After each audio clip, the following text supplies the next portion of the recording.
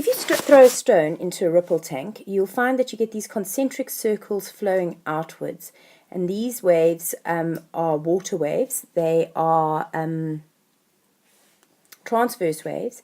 If they hit a barrier, what's going to happen is that they're going to land up bouncing backwards. We're now going to look at reflection in a bit more detail.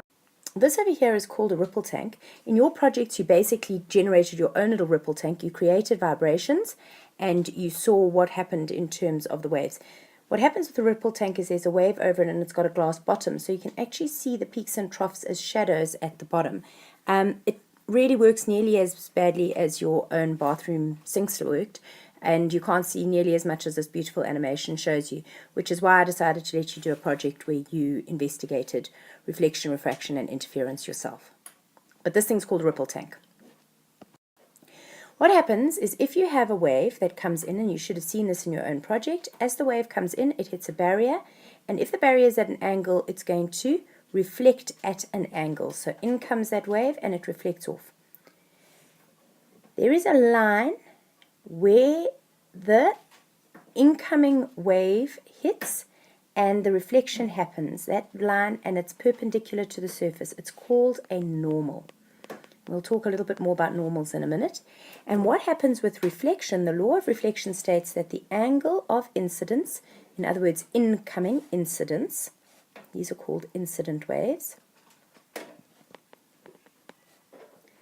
and the angle of reflection are going to be equal. So that angle will be equal to that angle. Let's try another color. That angle is going to be equal to that angle over there. So that is a rule of reflection. We're going to take a look at this in a ripple. It's not very spectacular, but we'll take a look at it anyway and see how it all works out.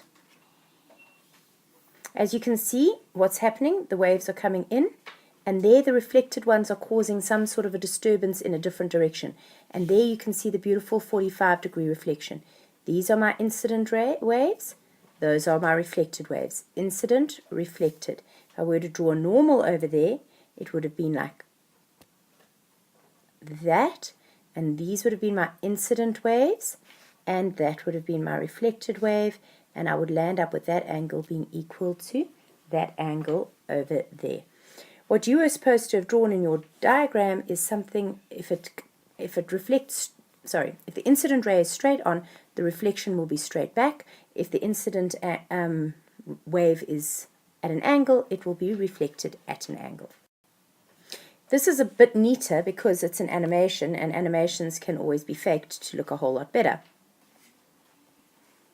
So there you can see at the angle, and you can see one single wave being reflected over there as it comes in. What about a few waves as they come in? Sorry, it's not what we wanted. As they come in, they each get reflected at an angle. If I press pause for a second,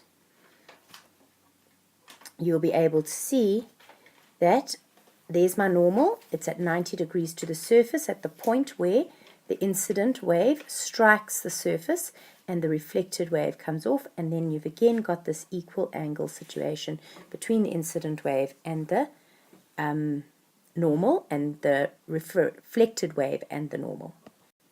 Water waves are a bit tricky because they're kind of long lines. Whilst light rays are cute, light always travels in straight lines in a medium. In you go, out you go. The reflected light ray enters the eye as if it had come directly from an object behind the mirror. Now what's important is that this ball gives off light. That light goes to the mirror. The mirror reflects it to your eye. You do not see the ball as standing next to you. You see the ball as if it is inside the mirror. So when you're looking at yourself in the mirror, you are inside the mirror, and that is because your eye believes that all light has traveled in straight lines. So it projects backwards to where, if there had only been one straight line from your eye, to where you would see a ball. You then have light coming, so the light over here has bent, but your eye cannot perceive the bend in that. So this is a very neat sketch. This is the kind of thing you'll probably get in an exam. The light ray comes in, it's the incident ray. It's the incoming ray. It is then, there's a normal, which is at 90 degrees to the surface at the point where the incident ray strikes, and you're then going to get a reflected ray. This is called your angle of reflection. It is between the normal and the reflected wave or ray. Your angle of incidence is the angle between the incident ray and the normal. A normal is defined as a line perpendicular to the surface at the point where the ray strikes the surface. And the law of reflection, this is the biggie, is when the angle of incidence is always equal to the angle of reflection. We're going to take a look at some light rays now as they strike a surface. That's coming straight and you can't really see, but at that point they were just bouncing straight back. And as you can see with the light, in comes the light and it reflects. In comes the light, it reflects. Again, if I drew a normal about there, I would land up incident ray, reflected ray, angle of incidence equal to angle of reflection. What if the mirror was curved? Then you land up with your rays all coming to a single point. So here the incident rays all coming in. They get reflected at an angle because of the curved surface, and they come to a single point. That single point over there is called the focal point. So angled rays are reflected back. And here's an actual example of that. You can see the incoming light rays, and they all get reflected back to a single point. The law, you know that if you see your name or writing in a mirror, it looks backwards. That is called lateral inversion, and it is a left to right inversion. And I'm particularly fond of asking the question in an exam for you to write your own name in a mirror. So in other words, if my name is over here, and I now need to write that inverted, it's quite tricky actually.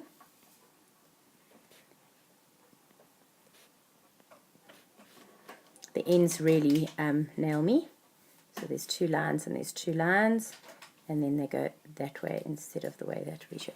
So you reflect your light, your name into the mirror, and what I do then is I just mark it with a mirror and check that everyone's name looks the right way around. So this is scientifically known as lateral inversion. So let's summarize reflection. The angle of incidence is the angle between the normal and the incident ray. The angle of reflection is the angle between the normal and the reflected ray. The angle of incidence is equal to the angle of reflection. This is known as the law of reflection, and the left to right inversion is called lateral inversion.